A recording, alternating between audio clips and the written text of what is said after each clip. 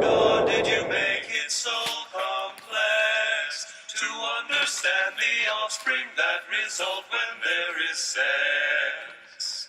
But there is one monk among us who can tell how it all works. We feel like jerks next to Gregor Mendel.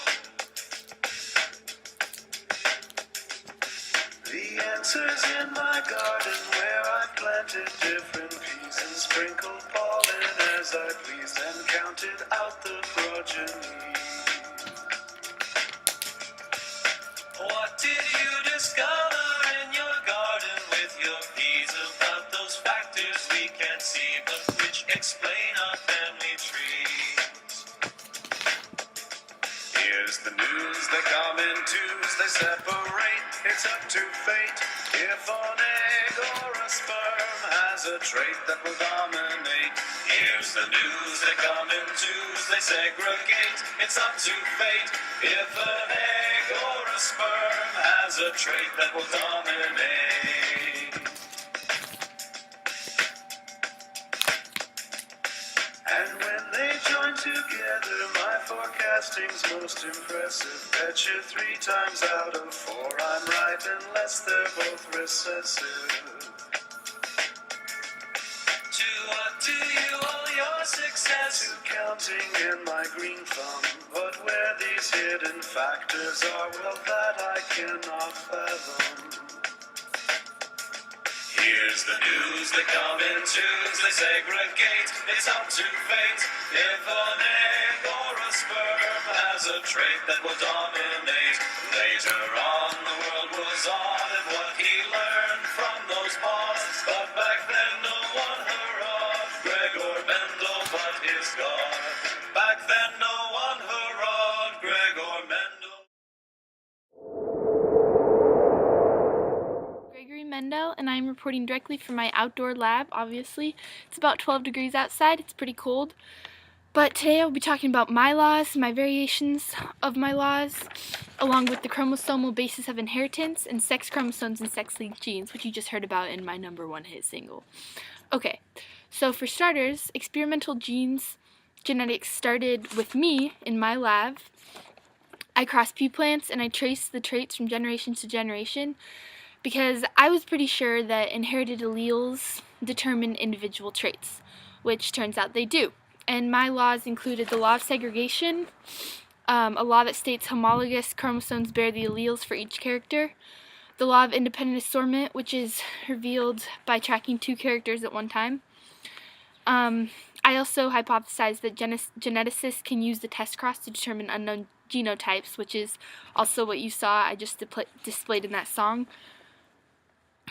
My laws reflect the rules of probability and state that genetic traits in humans can be tracked through family pedigrees, which I'll show you what those are later. Also, many inherited disorders in humans are controlled by one single gene, usually a default or a mutation in them. And new technologies can provide insight into one's genetic legacy, which is just recently found out about. Also, some variations on my laws.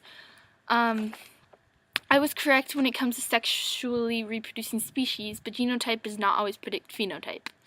Many genes have more than 2 alleles in the population, and a single gene may affect many phenotypic characters. Also, a single character may be influenced by many genes and not just one single gene like I previously stated. And the environment can also affect many characters like sun exposure, to get tan, exercise, to work out, nutrition, how your body looks, and intelligence, which is what you learn.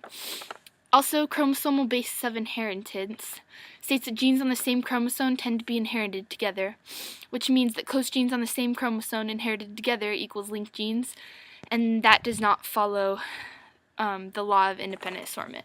So those are 3 of my variations, and I'll be back shortly to continue with this. Hello, this is Gregory Mendel reporting again from my outdoor lab. I am here to talk about chromosomal basis of inheritance a little bit more. I kind of already got into that, but like I said before, chromosome behavior accounts for most of my laws.